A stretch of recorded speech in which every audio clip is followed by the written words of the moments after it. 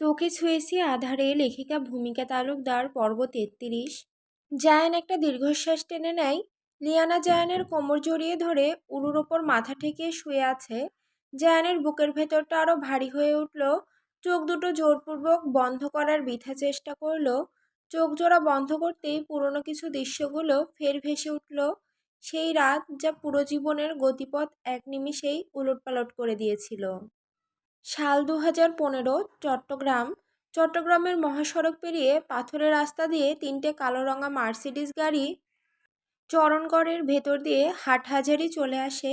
জায়গাটা একটু বেশি গ্রামের ছোঁয়া আছে। এখানকার রাস্তাগুলো বেশ কর্দমাক্ত। শীতের শুরুতে এমনিতেও কুয়াশা থাকে, তার উপরে দেশের আবহাওয়ার কোনো ব্যালেন্স নেই। সারা বছর যখন মন চাইবে আকাশ মেঘলা হয়ে বৃষ্টি শুরু হয়ে যায়, সেটা শীত হোক বা গ্রীষ্ম। রাস্তার দুধারে নারকেল গাছের সারি, আর তার মাঝখানে এক বিশাল পুরনো দোতলা বাড়ি, জায়ানের নানার বাড়ি। বাড়িটার গায়ে পুরনো লালচে রঙের প্লাস্টার জায়গায় জায়গায় খসে পড়েছে, তবু ঐশ্বর্য লুকিয়ে রাখা যায় না। বড় গেটের ওপরে ঝুলছে একটা লোহার বোর্ডে লেখা তালুকদার বাড়ি ১৯৪২। পুরো তালুকদার বাড়িতে রঙিন আলোয় চারদিক আলোকিত হয়ে আছে। গেট থেকে শুরু করে টিউবলাইট, এলইডি স্ক্রিপ দিয়ে সাজানো, সাথে রঙিন ফেরি লাইট। ছোট বেলি ফুলের গাছগুলো থেকে ফুলের সুবাসে মো মো করছে চারপাশ। ভেতরে ঢুকতেই বিশাল আঙিনা, মাঝখানে পুরনো কুয়ো, পাশে আম গাছ আর কাঁঠাল গাছের সারি। তিনটি গাড়ি এসেই লোহার গেটের সামনে এসে ব্রেক কষে। প্রথম গাড়ি থেকে নামে খান বাড়ির কর্তা বীর বিক্রম খান আর তার বিবি, তারপর সোলেমান খান, ফাহিম খান, রেজাউল খান আর তাদের বিবিগণ। তার পরের গাড়ি থেকে লাফিয়ে লাফিয়ে নামে খান বাড়ির বাদরগুলো, লিয়ানা, মাইশা, আরিশা, রিহান। গেট থেকে শুরু করে সদর দরজা পর্যন্ত লাল কার্পেট বিছানো, তার উপর দিয়ে হেঁটেই খান বাড়ির সকলে ভেতরে প্রবেশ করতে থাকে। কিন্তু জায়ান তখনও গাড়িতে বসে আছে। একা গাড়ি চালিয়ে এসেছে সে, নিজের গাড়িতে কাউকে উঠায় না। চোখে মুখে তিক্ত বিরক্তির ছাপ, যেন অনিচ্ছা সত্ত্বেও আসতে হয়েছে।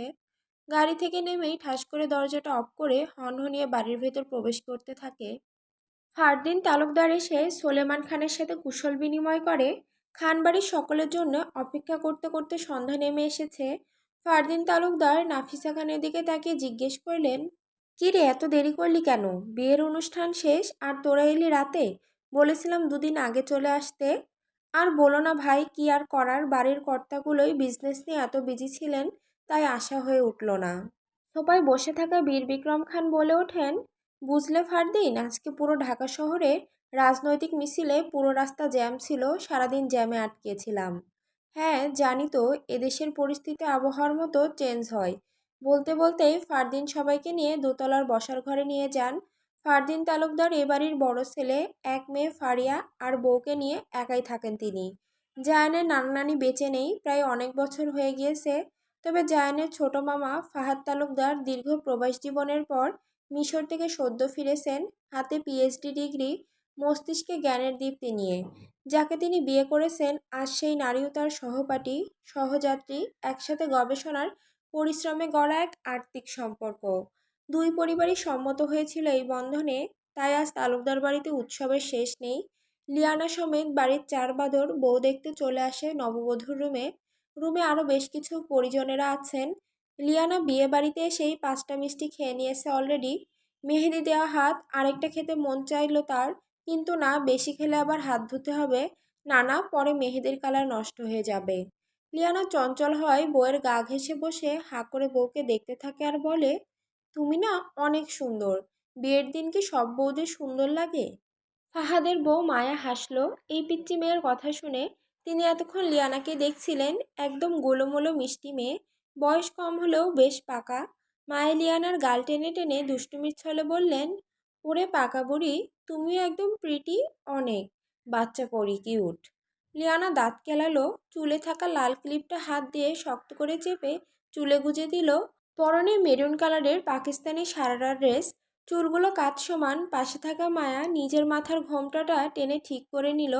বুড়ির দেখিয়ে হাসতে গেলে টোলও পড়ে, হাউ সুইট।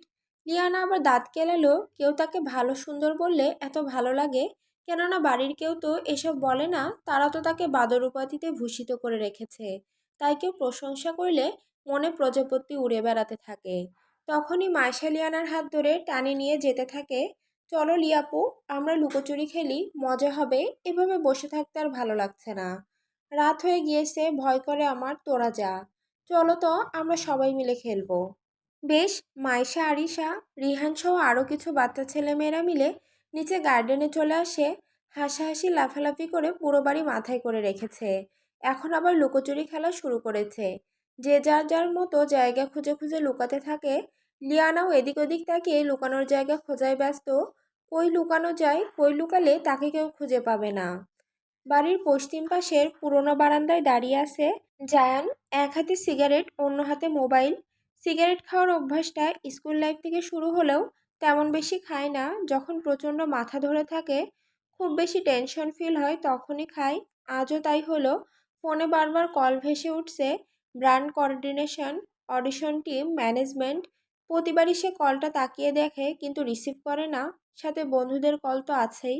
দুদিন পরের প্রোগ্রামে এভাবে আজ সিদ্ধান্ত পরিবর্তন করার ফলে এক প্রকার মানকেত্রিপায় ফেসে গেল। ঠোঁটের কোণে ক্লান্তির আর হতাশার ছাপ, পায়ের রক্ত মাথায় ওঠার উপক্রম, চোখের নিচে গাঢ় ছায়া, কয়েক রাতের অঘুম যেন মুখে লেগে আছে। ঢাকার ইউনিভার্সিটিতে তার ব্র্যান্ড দলের ফাইনাল অডিশন প্রস্তুতি, সেই এক সুযোগ যার উপর নির্ভর করছে তার পুরোটাই। কিন্তু আজ মায়ের কথায় দাদার জোর করার ফলে মামার বিয়ের অনুষ্ঠানে হাজিরা দিতে হয়েছে তাকে। তবে প্রোগ্রামের খবরটা দিনে পেলে কখনোই আসতো না। এখন সকালে ভার্সিটিতে থাকাটা খুবই দরকার। কলও উঠায় না জায়ান। উঠিয়ে কী বা বলবে, যে প্রোগ্রাম ফেলে বিয়ে খেতে এসেছে। মাথায় চেপে রাখা ক্ষোভে বুকটা জ্বলে উঠছে বারবার। গলায় চকচক করছে একটা সিলভার কালারের চেইন। চুলগুলো ঘামে ভিজে কপালে ছড়িয়ে আছে। সাদা শার্টের হাতাটা গোটাতে গোটাতে রুমের দিকে পা বাড়ায়।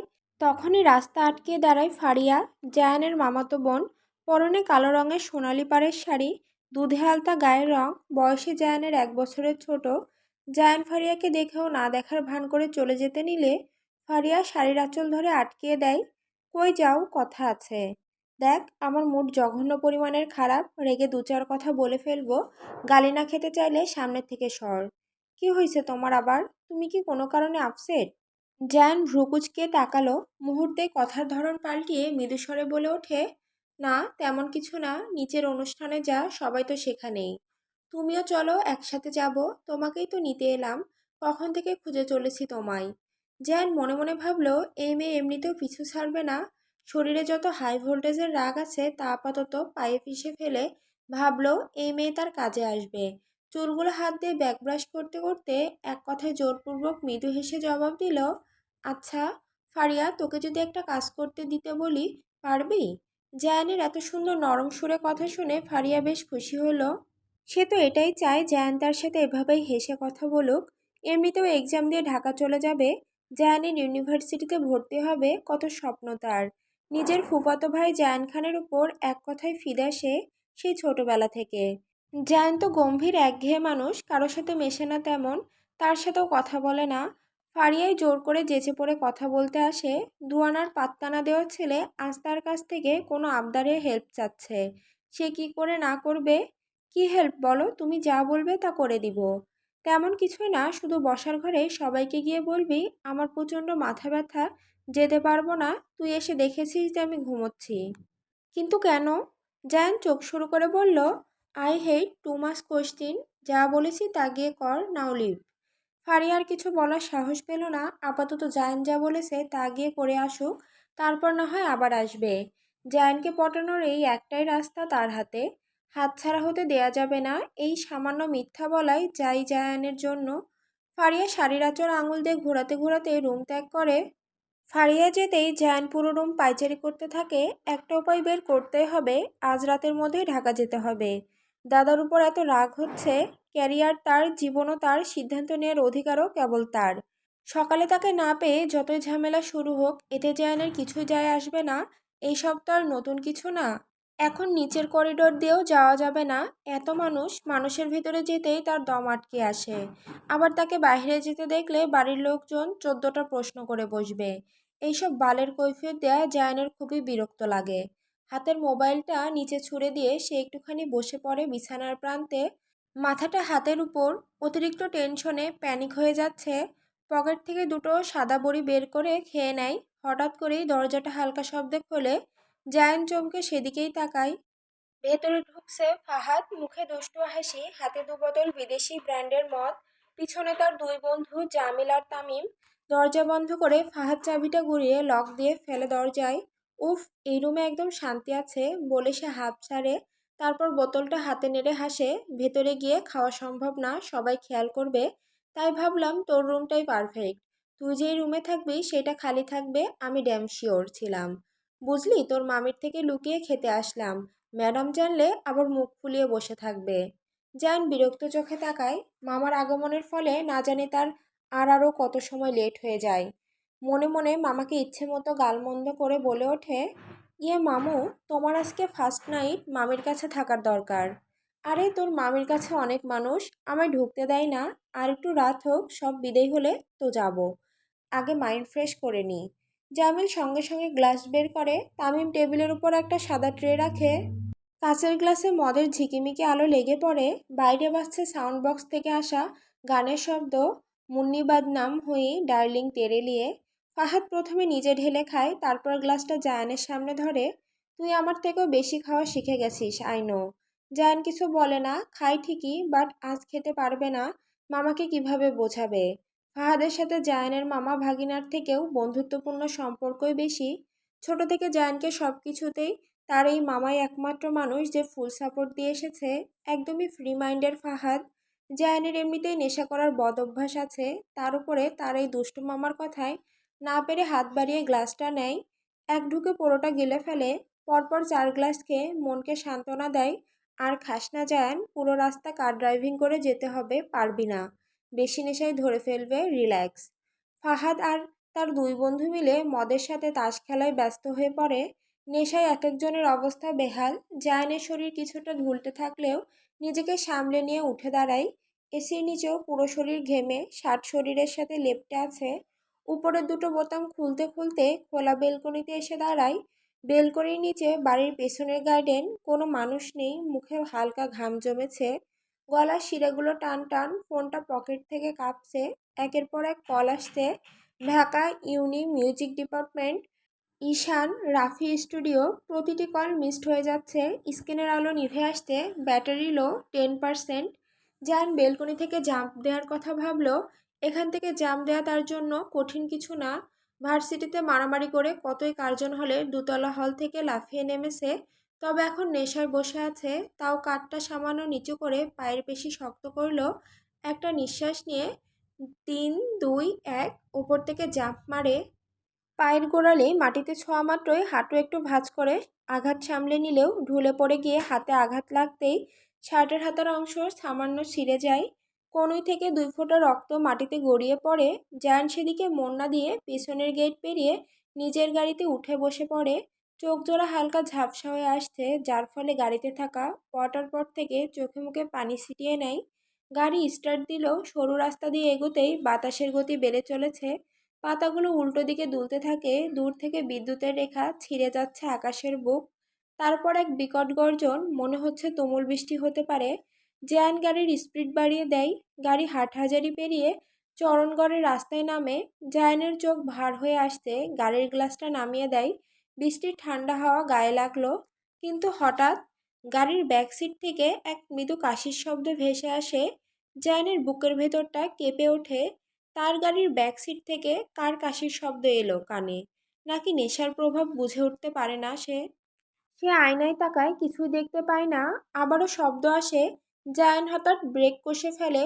গাড়ি ছিটকে গিয়ে রাস্তার পাশের বাঁশের বেড়ায় ধাক্কা খায়। একটা বিকট আওয়াজে গাড়ি হেলে পড়ে রাস্তার ধারে। জায়ানের মাথায় গাড়ির স্টিয়ারিংয়ের সাথে ধাক্কা লাগতেই কপাল ফেটে তাজা রক্ত ছিটকে পড়ে। ব্যাকসিট থেকে কেউ জোরে কেঁদে ওঠে। ব্লিডিং বন্ধ করতে জায়ান কপালে হাত রাখে। গাড়ির লাইট অন করতেই দেখে ব্যাকসিটে আর কেউ না, বরং লিয়ানা। ভয়ে কেঁদে উঠলেও জায়ানকে দেখে মুখ চেপে কান্না থামানোর চেষ্টা চালিয়ে যাচ্ছে বাচ্চা মেয়েটা। নিজের অজান্তেই শেষে কিনা জায়ানের গাড়িতে উঠে লুকিয়ে পড়েছিল, তাও আবার ঘুমিয়ে পড়েছে। কি সর্বনাশ কাণ্ড! হায় খোদা! লিয়ানা, তুই তো গেলি, বাঘের খাঁচায় কেন মুখ দিতে গেলি? জায়ানের কাছ থেকে হাজারটা ঝাড়ি শুনতে হবে ভেবেই কানে আঙুল গুজে দেয়। কিচ্ছুটি শুনবে না, ভয়ে কলিজার পানি শুকিয়ে কাঠ হয়ে গিয়েছে। জায়ানের হাতে আবার মার খাবে এই ভেবে ফুপিয়ে ফুপিয়ে কাঁদতে থাকে। জায়ান নিজের কাছ থেকে 100 হাত দূরে থাকতে বলে লিয়ানাকে, কিন্তু লিয়ানা শুধু 100 না 110 হাত দূরে থাকে ভয়ে। এ কেমন বিপদের মুখে পড়ে গেল মেয়েটা। বাহিরের আবহাওয়া ক্রমশ খারাপ হচ্ছে। বিদ্যুৎ চমকানোর আওয়াজ কানে লাগতেই কেঁপে উঠল মেয়েটা। লিয়ানাকে নিজের গাড়িতে দেখতেই জায়ানের পায়ের রক্ত মাথায় উঠে যেতে থাকে। এই মেয়ের কত বড় সাহস ভাবা যায়। বেয়াদব মেয়ে তুই, হাউ ডিসগাস্টিং। জায়ানের চোখের ভেতরটা এক মুহূর্তেই লাল আগুনে ভরে উঠল, যেন চোখ নয় দুটি রক্তজ্বলা অগ্নিকুণ্ড। শিরেগুলো কপাল থেকে ঘাড় পর্যন্ত ফেটে ওঠা নীলচে দাগের মতো টান টান। হাতের মুঠি শক্ত করে চেপে ধরেছে, আঙুলের গাঁট সাদা হয়ে উঠছে রক্তচাপের চাপে। চোয়ালের পেশিগুলো কাঁপছে, মন চাচ্ছে এই মেয়েকে এখানে জ্যান্ত পুঁতে ফেলতে। জায়ান ঠিক মানুষ নাকি ঝড়ের আগের বজ্র মেঘ বোঝা গেল না। লিয়ানা ভয়ে গাড়িতে পিছাতে শুরু করে, নাক টেনে বলে ওঠে, ভাইয়া তোমার গাড়িটা না 3 নাম্বারে ছিল। আমি ভেবেছি এটা আমাদের গাড়িটা। আমি তো লুকোচুরি খেলছিলাম, তাই গাড়িতে এসে লুকিয়েছিলাম, কখন যে ঘুমিয়ে পড়ি জানি না। কি বললি তুমি? না না না, আপনি। একে তো লিয়ানা বুঝতে পারছে না জায়ান তাকে কোথায় নিয়ে এলো, তার উপরে জায়ানের রাগ আর রাতের অন্ধকারটা। এই বাচ্চা মেয়েটার ভয়ে হাত পা ঠান্ডা হয়ে আসছে। জায়ান এদিকে রাগে গজগজ করতে করতে গাড়ির দরজা খুলে ঝড়ের মধ্যে বের হয়। গাড়িতে একটা ছাতা ছিল, ওটা বের করলো। ব্যাকসিটের দরজা খুলেই লিয়ানার দিকে এগিয়ে গিয়ে চুল টেনে ধরে গালে ঠাস ঠাস করে 4টা চড় বসিয়ে দেয়। কান্নারত মেয়েটার উপর অমানবিক আচরণের মাত্রা তীব্র বাড়িয়ে টেনে টেনে এই ঝুম বৃষ্টির মধ্যে গাড়ি থেকে বের করে দেয়। লিয়ানা আকুতি ভরা দৃষ্টিতে জায়ানের দিকে তাকিয়ে কাঁদতে থাকে। কিছু বললে আরও মারবে এই ভয়ে কিচ্ছুটি বলল না। জায়ানের চোখের বিষ কাটা বলে কথা আকুতি মিনতি করেও লাভ হলো না। জায়ান লিয়ানাকে গাড়ি থেকে বের করে নিজে গাড়িতে উঠে বসে পড়ে, গাড়ির ডোর লক করে দেয়। Fucking stupid girl, it's your punishment. গাড়ি চলছে না, স্টার্ট হচ্ছে না, ধাক্কা লাগার ফলে এমন হয়েছে। রাগে কতক্ষণ ইচ্ছে মতো গাড়ির স্টিয়ারিংয়ে হাত দিয়ে ঘুষি মারতে থাকলো। হাত থেতলে গিয়েছে। ওদিকে লিয়ানা আধ ঘন্টা ধরে বৃষ্টির পানিতে পড়ে আছে। অনেকবার দরজা ধাক্কিয়ে জায়ানকে ডেকেছে, জায়ান ভাইয়া ভুল হয়ে গিয়েছে, দরজাটা খোলো, সরি আর হবে না। না পেরে মাটিতে বসে ফুপিয়ে ফুপিয়ে কাঁদতে থাকে। লিয়ানার কান্নার শব্দটা জায়ানের আরও বিশ্রী লাগছে, একেবারে অসহ্যকর। গাড়ির ভেতর থেকে একটা হুইস্কির বোতল বের করে মুখে পুরে নেয়। রাগ কন্ট্রোল করার সর্বোচ্চ মাধ্যম, তা না হলে এই মেয়েকে এখানে কবর দিয়ে দিবে। এই মেয়ের বোকামির ফলে গাড়িটাও খারাপ হয়ে আছে। বেশ কিছুক্ষণ হওয়ার পর জায়ানের কানে আর লিয়ানার কান্নার শব্দ ভেসে আসে না। অনিচ্ছা সত্ত্বেও কেন যেন বুকটা ভারী হয়ে উঠতেই গাড়ির গ্লাসের ফাঁক দিয়ে নেশালো চোখে তাকাতেই দেখলো মেয়েটার নিথর দেহ মাটিতে পড়ে আছে। টানা ঘণ্টাখানেক বৃষ্টিতে ভেজার ফলে জ্ঞান হারিয়েছে। জায়ান গাড়িতে একটা জোর লাথি মেরে নিজের চুল টেনে ধরে রাখে। এইসব ফাকিং মায়া দরদ তার মধ্যে নেই, তাও আবার এই বেয়াদব মেয়ের জন্য তো আরও আগেই নেওয়া। কেন যেন গাড়ির দরজাটা খুলেই ছুটে গেল লিয়ানার কাছে। কোনো রেসপন্স নেই। কিছু বুঝে উঠতে না পেরে লিয়ানাকে কোলে তুলে সামনের দিকে হাঁটা দেয়। একটু যেতেই একটা কুঁড়ে ঘর দেখতে পায়, ভেতরে লাইট জ্বলছে। জায়ান এগিয়ে গিয়ে দেখে ঘরের দরজা ফাঁকা। ডাকলো ভেতর থেকে, কারো সাড়া শব্দ না পেয়ে উপায়ন্তর না পেয়ে ঘরের ভেতরে প্রবেশ করে। কেউ নেই, পুরো ফাঁকা। হাতের ছাতাটা একপাশে রেখে ঘরের মধ্যে একটা ছোট্ট চৌকির মধ্যে লিয়ানাকে শুইয়ে দেয়। মেয়েটার পুরো শরীর ঠান্ডায় জমে উষ্ণতা জ্বর চলে এসেছে। এমনিতেই জায়ানের শরীর নেশাগ্রস্ত, তার উপরে রাগে শরীরের রক্ত গরম হয়ে টগবগিয়ে ফুটছে। আবার লিয়ানার জন্যে কেমন মায়া মায়া ফিলিংসও কাজ করছিল। না না, মায়া ফায়া না, এই বেয়াদব মেয়ের কিছু হয়ে গেলে জবাবদিহিতা তাকেই করতে হবে। জায়ান লিয়ানার কাছে এগিয়ে যায়, লিয়ানার গাল চেপে ধরে বলে, you are such a disgusting girl, I really hate you, understand. ঠান্ডায় কাঁপতে থাকা লিয়ানা তেমন হুঁশ না থাকায় কিছু শুনলো না, বুঝলও না। লিয়ানার শরীরে উষ্ণতার প্রয়োজন, ভেজা কাপড় খুলে গরম কিছু পরানো দরকার। লিয়ানাকে ওঠানোর চেষ্টা করলো জায়ান, কিছুটা রেসপন্স করলেও চোখ মেলে তাকাতে পারছিল না সে। জায়ান দাঁতে দাঁত পিষে নিজের শার্টের বোতাম খুলতে থাকে, চোখ বন্ধ করে ফিসফিস করে, I hate you, I hate you, I hate you. Shirt খুলে লিয়ানার কাছে গিয়ে পরনে জামা খুলে নিজের শার্ট দিয়ে গা জড়িয়ে দেয়। কি অদ্ভুত, যেই মেয়েকে নিজের কাছ থেকে 100 হাত দূরে রেখেছে এত বছর, শেষে কি না। ভাবতেও শরীরটা কেঁপে উঠছে জায়ানের। এদিকে জায়ানের অবস্থা ক্রমশ খারাপের দিকে যেতে থাকে। নেশা ভরা দৃষ্টিতে লিয়ানাকে কিছুক্ষণ পরখ করে নেয়। শরীরের ভার সামলাতে না পেরে লিয়ানার পাশে চকিতে ঢলে পড়ে যায়। শরীরটা হেলে পড়তেই জায়ানের চোখে চারপাশ ঘোলা হয়ে আসে। রাতের প্রথম প্রহরে ঘরের দরজা খোলার শব্দ ভেসে আসে। দরজা খুলেই একজন মধ্যবয়স্ক লোক